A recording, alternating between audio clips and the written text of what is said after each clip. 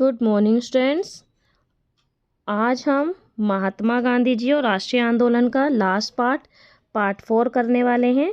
आज पार्ट 4 हम करेंगे। इसमें और ये लास्ट पार्ट है इस चैप्टर का, महात्मा गांधी जी और राष्ट्रीय आंदोलन, यानी लेसन 13 का लास्ट पार्ट है, जिसमें आज हम गांधी जी को समझेंगे अलग अलग सूत्रों के माध्यम से। जिसमें सबसे पहला अगर हम बात करें तो पहला है सार्वजनिक स्वर और निजी लेखन द्वारा, छवियों के माध्यम से, अखबारों के माध्यम से गांधी जी के बारे में अखबार क्या बताते हैं।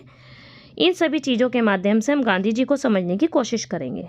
हमारे पास गांधी जी के बारे में जानने के लिए बहुत सारे स्रोत हैं, जिनके जरिए हम गांधी जी के राजनीतिक सफ़र तथा राष्ट्रीय आंदोलन के बारे में जान सकते हैं। जिसमें से हम अगर गांधी जी के राजनीतिक सफ़र के बारे में हमें जानना है और राष्ट्रीय आंदोलनों के बारे में जानना है तो सार्वजनिक स्वर और निजी लेखन।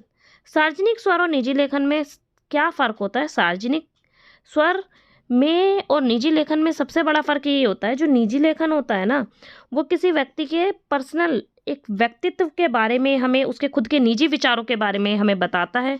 वहीं अगर सार्वजनिक विचारों की बात करें तो वो किसी भी व्यक्ति के द्वारा हो सकता है, और किसी भी व्यक्ति के भाषण से हमें किसी भी व्यक्ति के सार्वजनिक विचारों के बारे में पता लगता है कि समाज, सोसाइटी उसके बारे में क्या सोचती है और वो सोसाइटी को क्या बताना चाहता है।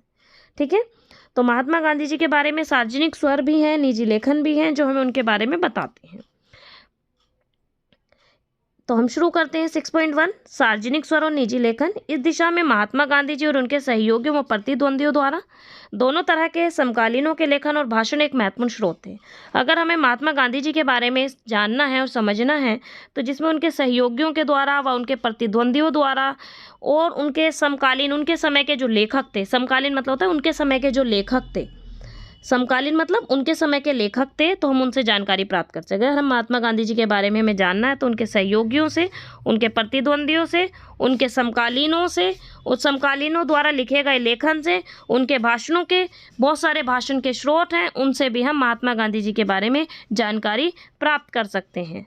साथ साथ इस लेखन में हमें इस बात का भी ख्याल रखना चाहिए कि किस चीज़ का जनता के लिए लिखा गया है और किस चीज़ को जनता के लिखा गया है और किस तरीके से लिखा गया है और किस चीज़ के उद्देश्य के लिए लिखा गया है और क्यों लिखा गया है। क्या कही कि अगर कोई भी चीज़ लिखी जाती है तो वो किस चीज़ के लिए लिखा गया है। जनता के लिए अगर लिखा गया है तो जनता के किस उद्देश्य के लिए लिखा गया है, जनता की किस मांगों को पूरा करवाना चाहते हैं। उदाहरण के लिए भाषणों से हमें किसी भी व्यक्ति के सार्वजनिक विचारों को सुनने का मौका मिलता है, सार्वजनिक स्वर।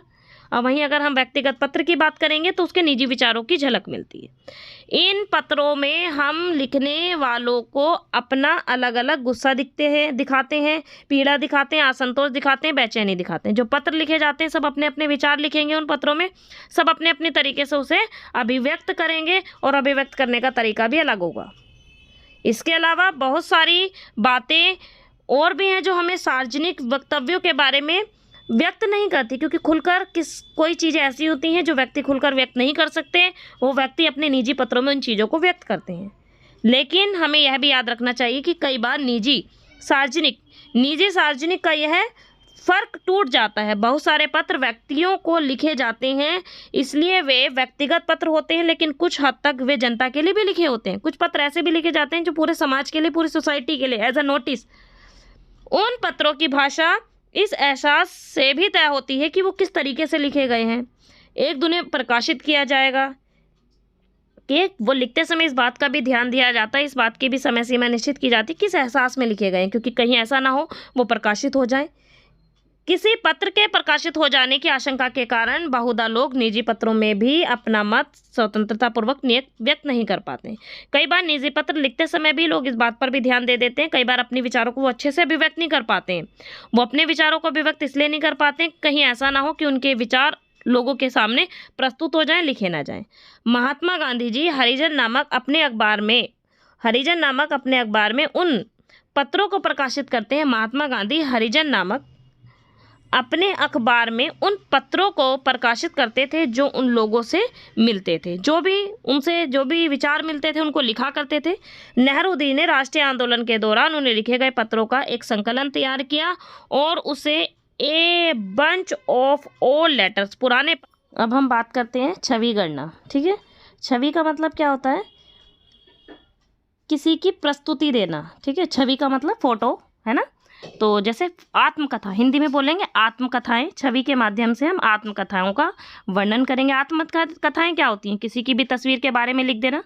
जैसे आप अपनी आत्मकथा लिख सकते हो, आप अपनी जीवनी लिख सकते हो, ठीक है ना। आत्मकथा यानी अपने बारे में कथा लिखना। जीवन की कथा लिख सकते हो, जिसे जीवनी बोलते हैं। अपने आप लिख सकते हो, अपनी स्मृतियाँ जो भी आपको याद आ रहा है उस आधार पर आप लिख सकते हो अपनी कथाएं। तो आत्मकथाएं भी हमें उस अतीत का ब्यौरा देती है जो मानवीय विवरणों के हिसाब से काफ़ी समृद्ध होता है। परंतु यहाँ भी हमें इस बात का ध्यान रखना चाहिए कि हम आत्मकथाओं को किस तरह से पढ़ते हैं और कैसे व्याख्या करते हैं। हमें यह भी याद रखना चाहिए कि आत्मकथाएं प्राय स्मृति के आधार पर लिखी गई होती हैं। जो हमें याद होता है, जो हमारी मेमोरी में है, वही हम लिखते हैं। आत्मकथा में क्या लिखते हैं? आत्मकथा प्राय उसी आधार पर लिखी जाती है जो हमारी स्मृति में है, जो हमारी मेमोरी में है। स्मृति मतलब मेमोरी, जो हमारे दिमाग में है वो हम अपनी आत्मकथा में लिख देते हैं। उससे हमें पता चलता है कि लिखने वाले को क्या याद है, कैसा याद है, क्या क्या चीज़ें उसे याद है, ये सारी चीज़ें लिखी जाती है। और यह औरों की नज़र में अपनी ज़िंदगी को किस तरह दर्शाना चाहता है, क्योंकि आत्मकथा दूसरे लोग भी पढ़ेंगे, है ना। तो दूसरे लोग उसके बारे में अगर पढ़ेंगे, अगर महात्मा गांधी जी ने अपनी कोई आत्मकथा लिखी, तो महात्मा गांधी जी ने भी अपनी जो जो उनकी स्मृति में था वो लिखा होगा, और लिखते समय उन्होंने ये भी सोचा होगा कि लोग उनकी आत्मकथा को पढ़ेंगे, समझेंगे, और लोगों के ऊपर उसका क्या प्रभाव पड़ेगा, है ना। आत्मकथा लिखना अपनी तस्वीर गढ़ने का एक तरीका है। फलस्वरूप यह विवरणों को पढ़ते हुए हम यह देखने का प्रयास करना चाहिए कि जो लेखक हमें नहीं दिखाना चाहता, क्या बोला, विवरणों को पढ़ते हुए हमें यह देखने का प्रयास करना चाहिए कि जो लेखक हमें नहीं दिखाना चाहता, अगर हम कुछ भी चीज़ पढ़ रहे हैं तो हम उसके सभी पक्षों को पढ़ें। हमें उन चुप्पियों का कारण समझना चाहिए, इच्छित या निश्चित विस्मृति की उन कृतज्ञों को भी समझना चाहिए, कृत्यों को भी समझना चाहिए। कौन से कृत्य जो उन्होंने अपनी इच्छा से, या तो वो इच्छा से ना लिखा हो, या वो बिना इच्छा के विस्मृत हो गए हों, भूल गए हों लिखना, तो उन पक्षों को भी हमें थोड़ा सोचने चाहिए और उनको समझने की कोशिश करनी चाहिए। यानी अगर हमें गांधी जी के राष्ट्रीय आंदोलन को समझना है, गांधी जी के बारे में समझना है, तो हमें उनकी आत्मकथा को भी समझना चाहिए, और ये बात भी समझना चाहिए कि उन्होंने किन किन चीज़ों को लिखने से छोड़ दिया।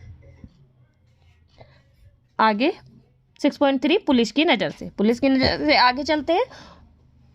औपनिवेशिक शासक ऐसे तत्वों पर हमेशा कड़ी नज़र रखते थे जिन्हें वे अपने विरुद्ध मानते थे। इस लिहाज से सरकारी रिकॉर्ड्स भी हमें अध्ययन के लिए एक महत्वपूर्ण कारक है। अगर हमें राष्ट्रीय आंदोलन के बारे में जानकारी प्राप्त करनी है तो छावनी, आत्मकथा, सार्वजनिक और निजी पत्रों के साथ साथ सरकारी रिकॉर्ड्स भी हमारे लिए ज़रूरी हैं, अखबार भी हमारे लिए ज़रूरी हैं। अगर हमें औपनिवेशिक शासक के बारे में जानकारी प्राप्त करनी है, राष्ट्रीय आंदोलनों के बारे में जानकारी प्राप्त करनी है, उस समय पुलिसकर्मियों तथा अन्य अधिकारियों द्वारा लिखे गए पत्र, रिपोर्ट गोपनीय होती थी। लेकिन अब ये दस्तावेज अभिलेखगारों में उपलब्ध हैं जिन्हें कोई भी देख सकता है। पहले वो रख दी जाती थी, लेकिन अब हम उन्हें पढ़ सकते हैं। पहले उपनिवेशिक काल था, अंग्रेजों का राज था, हमें अनुमति नहीं थी पढ़ने की। आइए एक ऐसे ही स्रोत को देखें। 20वीं शताब्दी के शुरुआती सालों से गृह विभाग द्वारा तैयार की जाने वाली पाक्षिक रिपोर्ट, हर 15 दिन या हर पखवाड़े में तैयार की जाने वाली रिपोर्ट इस दिशा में काफ़ी महत्वपूर्ण रही। ये रिपोर्ट स्थानीय इलाकों में पुलिस की मार्फत मिलने वाली सूचनाओं पर आधारित होती थी, लेकिन उनमें यह भी दिख जाता था कि आला अधिकारी क्या देखते हैं या क्या मानना चाहते हैं। राजद्रोह और विद्रोह की संभावना मानते हुए भी वे खुद को इस बात का आश्वासन देना चाहते थे कि वे इन आशंकाओं का कोई आधार नहीं है। यदि नमक सत्याग्रह के समय की पाक्षिक रिपोर्ट को देखें तो पाएंगे कि गृह विभाग यह मानने को तैयार नहीं था कि महात्मा गांधी जी की कार्रवाइयों के प्रति कोई व्यापक जन समर्थन पैदा हो रहा था। उनका मानना ही नहीं था कि गांधी जी अगर सपोर्ट कर रहे हैं तो लोग उनके साथ कुछ जुड़ रहे हैं।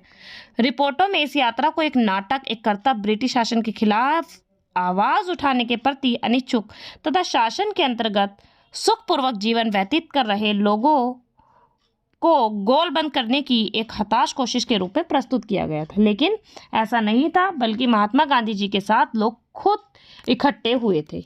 ये सारी चीज़ें एक रिपोर्ट के माध्यम से प्रस्तुत की गई थी। तो ये रिपोर्ट हमें उस समय की राजनीतिक आंदोलन के समय के बारे में सारी चीज़ें बताते हैं। अब हमारा नेक्स्ट टॉपिक है, अखबारों से हमें राष्ट्रीय आंदोलन और महात्मा गांधी जी के बारे में क्या जानकारी मिलती है और हमें क्या समझना चाहिए। अंग्रेज़ी न्यूज़पेपर और भारतीय भाषाओं में बहुत सारे न्यूज़पेपर छपते थे जो हमारे लिए महात्मा गांधी जी की गतिविधियों को समझने के लिए, राष्ट्रीय आंदोलन को समझने के लिए काफ़ी अच्छे स्रोत समझे जाते हैं। और उस समय के जो अखबार हुआ करते थे वो महात्मा गांधी जी की गतिविधियों पर नज़र भी रखते थे। ये अखबार इस ओर भी संकेत देते हैं कि आम भारतीय उनके बारे में क्या सोचते हैं, यानी अखबार इस बात की ओर भी संकेत करते थे कि महात्मा गांधी जी के बारे में लोग क्या सोचते हैं। अखबार ब्यूरो का पूर्वाग्रह से मुक्त नहीं माना जा सकता। अखबारों में कुछ झूठ भी होता था, पूर्वाग्रह होते थे, पहले से ही वो अपनी मनगढ़ंत कहानियां लिख दिया करते थे। ये अखबार प्रकाशित करने वाले ऐसे ही लोग हुआ करते थे जो राजनीतिक सोच और विश्व के जो दृष्टिकोण था उससे बिल्कुल उनकी जो थोड़ी सोच थी वो हम कह सकते हैं थोड़ी अलग थी।